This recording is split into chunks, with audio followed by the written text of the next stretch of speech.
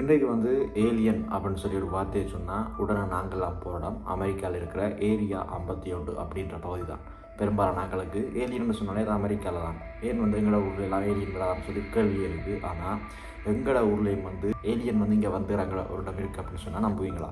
இலங்கையிலேயும் alien இறங்குற ஒரு இடம் இருக்குது. அது தொடர்பான பல கதைகள் இருக்குது. விளக்க முடியாத மர்மங்கள் இலங்கையிலேயும் இருக்குது. அது ஒரு மலையில் இருக்குது. இதை பற்றி தான் இன்றைக்கு இந்த வீடியோவில் பார்க்க போகிறோம். வாங்க வீடியோக்குள்ளே போகலாம். ஹாய், எல்லாருக்கும் வணக்கம். நான் காண்டி. இப்போது ஏலியன் அப்படின்னு சொன்னால் நாங்கள் போகிறது அமெரிக்காவுக்கு. ஆனால் அமெரிக்காவில் மட்டும் இல்லை, இலங்கையிலேயும் ஏலியன் இறங்குற இடம் அப்படின்னு சொல்லி ஒரு இடம் இருக்குது. அதை பற்றிய நிறைய மர்மங்கள் இருக்குது. அவிழ்க்க முடியாத மர்ம முடிச்சுக்கள் அந்த இடத்த சுற்றியும் இருக்குது. அந்த இடம் என்னன்னு சொன்னால், இலங்கையில் புலனறுவையில் அமைச்சிருக்கிற தனிகலை அப்படின்ற ஒரு மலை தான். விஷயம் அந்த இடத்துல இல்லை, அந்த மலையில் இருக்குது. அந்த மலையின் வடிவத்தில் இருக்குது. முதல்ல இந்த தனிகலை மலையின் வடிவத்தை நீங்கள் பார்த்தீங்கன்னு சொன்னாலே தெரியும். மலையின் வடிவம் மேல் பக்கம் ஒரு வெட்டின மாதிரி இருக்கும். சாதாரணமாக இயற்கையாக அமைஞ்ச ஒரு மலை மாதிரி இல்லாமல் இந்த இயற்கையாக அமைஞ்ச மலையை மேலால் வெட்டின மாதிரி ஒரு அமைப்பு. இதை புவியியல் ரீதியாக ஏரியல் ரவுண்ட் மவுண்டின் அப்படின்னு சொல்லி சொல்லுவாங்க. இந்த மலை அமைப்பை பார்க்கக்குள்ள இன்ஜினியர்கள் எல்லாம் சேர்ந்து பிளான் பண்ணி இதை மேல் பக்கமாக ஒரு கேக்கை வெட்டினது போல் இருக்குது.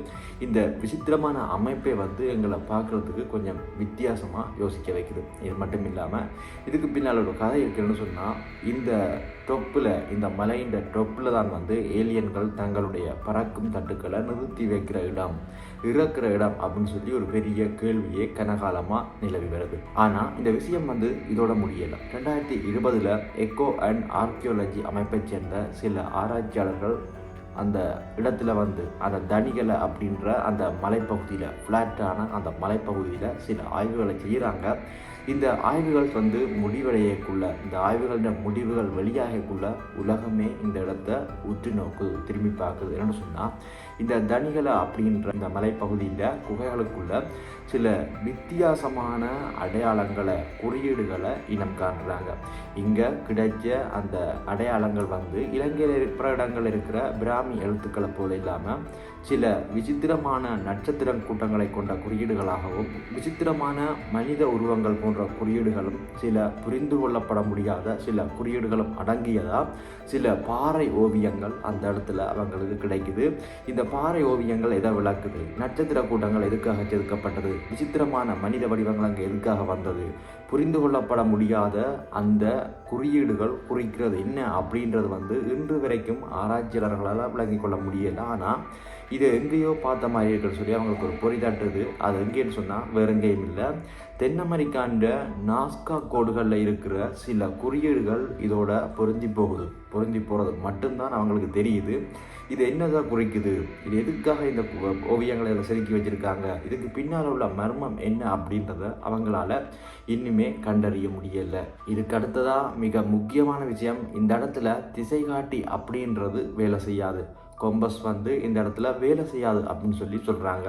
இதுக்கு அடுத்ததாக இந்த விடயங்களை எல்லாம் எங்களோட புராணங்களில் பொருத்தி பார்த்தீங்கன்னு சொன்னால், உள்ளூர் மக்களோட கதைகள் படி அவர்கள் என்ன சொல்கிறாங்கன்னு சொன்னால், இது ராவணனோட தண்டுமுனரா அப்படின்ற புஷ்பக விமானம். தண்டுமுனரா அப்படின்றது வேற ஒன்றும் இல்லை, புஷ்பக விமானத்தை சிங்களத்தில் தண்டுமுனரா அப்படின்னு சொல்லி சொல்கிறாங்க. அப்போ ராவணனுடைய புஷ்பக விமானம் நிறுத்தி வைக்கப்படுற இடம்தான் இந்த தனிகலை மலை அப்படின்னு சொல்லி உள்ளூர் மக்களுடைய கதைப்படி அறிய முடியுது. அது மட்டும் இல்லாமல் உள்ளூர் மக்கள் சொல்கிற இன்னொரு விடயம் எங்களை யோசிக்க வைக்குது. என்னென்னு சொன்னால், இந்த மலையின் மேல் பகுதியில் ஃப்ளாட்டாக இருக்குது தானே மேல் பகுதி, அந்த மேல் பகுதியில் அடிக்கடி ஏதோ ஒரு விசித்திரமான வெளிச்சம் தெரிகிறதாகவும், அதை பல பேர் கண்டதாகவும் சொல்லியிருக்காங்க.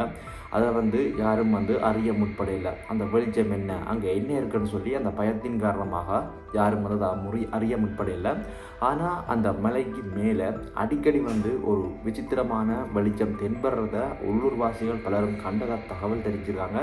இந்த வெளிச்சத்துக்கு பின்னாலேயும் ஏதும் மர்மம் இருக்கலாம் அப்படின்றது ஆராய்ச்சியாளர்களோட நம்பிக்கை. ஆனால் சில ஆய்வாளர்கள் இந்த மர்ம வெளிச்சத்தை பற்றி என்ன சொல்கிறாங்கன்னு சொன்னால், இது ஒரு போர்ட்டல், அதாவது ஒரு ஸ்டார் கேட்னு சொன்னால் இன்னொரு உலகத்துக்கு போகிறதுக்கான வழி அப்படின்னு சொல்லி சொல்கிறாங்க. ஆனால் இதுக்கு பின்னால் இருக்கிற அறிவியல், இதுக்கு பின்னால் இருக்கிற விடயங்கள் இன்னும் கண்டுபிடிக்கப்பட முடியல, இல்லாட்டி விளக்கப்பட முடியலை அப்படின்னு தான் சொல்லணும். ஆனால் எது எப்படியோ இந்த மலை தவிர்ந்த பிற இடங்களில் இருக்கிறத விட இந்த மலையில் இருக்கிற மின்காந்த விசை அப்படின்றது அதிகம் அப்படின்னு சொல்லலாம்.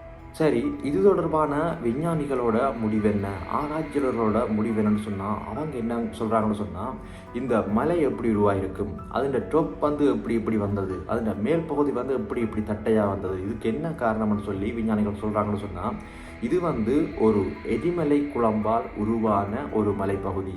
எரிமலை குழம்பால் உருவான இந்த மலைப்பகுதி பல மில்லியன் ஆண்டுகளுக்கு முன்பே இப்படி டொப்பாக உருவாகியிருக்கு, இப்படி ஃப்ளாட்டாக உருவாகியிருக்கு அப்படின்னு சொல்லி சொல்கிறாங்க. அங்கே இருக்கிற பாறை ஓவியங்களுக்கு அவங்க கொடுக்குற விளக்கம் சிம்பிள். என்னென்னு சொன்னால், இது வந்து வேட்டையாடிகள் தங்களுடைய குறிப்புகளை இதில் குறித்து வச்சுருக்காங்க. அவங்க வந்து சொல்ல வந்திருக்காங்க, எதையோ நினைவில் வச்சுக்கொள்ள விரும்பியிருக்காங்க, தங்களை அடையாளப்படுத்த விரும்பியிருக்காங்க. அதுக்காக தங்களை அடையாளங்களை பதிய வைக்கிறதுக்காக தாங்கள் சொல்ல விரும்பிய விடயத்தை இப்படி சில குறிப்புகளாக, நட்சத்திரங்கள வடிவங்களாக, விசித்திரமான மனித உருவங்களாக, சில புரிந்து கொள்ளப்பட முடியாத குறியீடுகளாக குறித்து வச்சிருக்காங்க அப்படின்றது ஆய்வாளர்களோட கருத்து.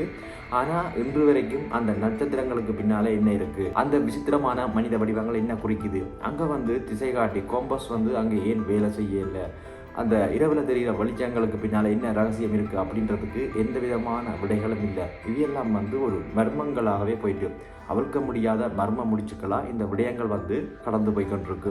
அப்போது ஏலியன் அப்படின்றது அமெரிக்கான்ற ஏரியா 51 மட்டும் இல்லை, இலங்கையில் எங்களுக்கு பக்கத்தில் இருக்கிற புலனறுவைன்ற தனிகளை அப்படின்ற மலையிலையும் அடங்கி இருக்குது அப்படின்றத நாங்கள் விளங்கிக்கொள்ளணும். இப்போது மேலே இவ்வளோ நேரம் நான் சொன்னேன், இவ்வளோ விடயத்தை நீங்கள் கவனமாக கேட்டிருப்பீங்க. இப்போது சொல்லுங்கள், நீங்கள் என்ன நினைக்கிறீங்க? புலனறுவையில் இருக்கிற தனிகளை அப்படின்ற ஒரு மலை வந்து வெறும் பாறை மட்டும்தானா? பார்க்குறதுக்கு ஒரு குதிரையின் குழம்பு வடிவம்னு சொல்லக்கூடிய ஒரு ஃப்ளாட்டான மேல் பகுதியை கொண்ட இந்த மலை வந்து ஒரு வெறும் பாறை தானா? அப்படி இல்லாட்டி ஏலியன்கள பறக்கும் தட்டு வளர்ந்துறாங்கிற இடமா? ஏலியன்களுக்கு இதுக்கும் தொடர்பு இருக்கா? இந்த இடத்துல ஒரு போர்ட்டல், ஸ்டார் கேட் இருக்கா? வேறு உலகத்துக்கு போகக்கூடிய கதவு இருக்கா? நீங்கள் என்ன நினைக்கிறீங்க அப்படின்றத மறக்காமல் கமெண்ட் பண்ணிட்டு போங்க.